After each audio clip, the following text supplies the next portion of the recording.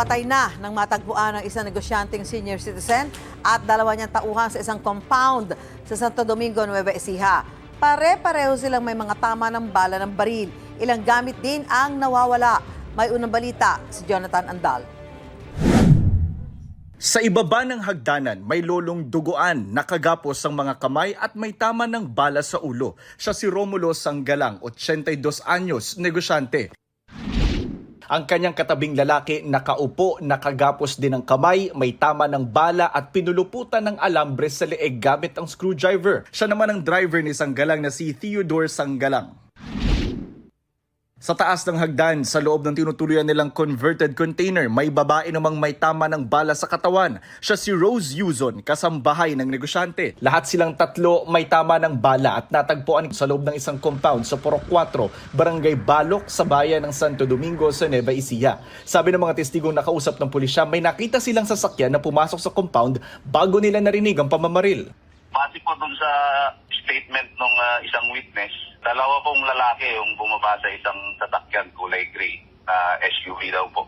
Meron naman tayong plate number na nakuha na po. Dito po kami sa San Miguel, Bulacan, sir, at dito po namin huling namataan, sir, through CCTV, sir.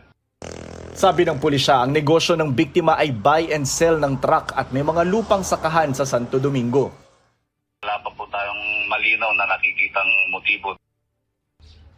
Nadatnan ng mga pulis na nakabukas sa mga pintuan ng sasakyan ng biktima. Tila hinalughog din ang mga gamit sa loob ng container. Sabi ng pulisya, nawawala ang isang lisensyadong baril ng negosyante, pati na ang cellphone nito at ng kanyang driver. May mga CCTV camera daw sa loob ng compound pero binaklas daw ng mga salarin ng DVR o ang digital video recorder. Kaya wala ngayong makuhang footage sa loob. Nagpunta na sa pulisya ang anak ng biktimang negosyante. Tumanggi muna siya magpa-interview pero nananawagan siya ng hustisya.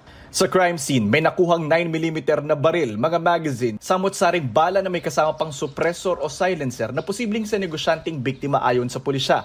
May mga basyo ng kalibre 45 baril. Patuloy ang investigasyon ng pulisya sa motibo sa krimen at sa pagtugis sa nasa likod ng pagpatay. Ito ang unang balita. Jonathan Andal para sa GMA Integrated News. Gusto mo bang mauna sa mga balita? Mag-subscribe na sa GMA Integrated News sa YouTube at tumutok sa unang balita.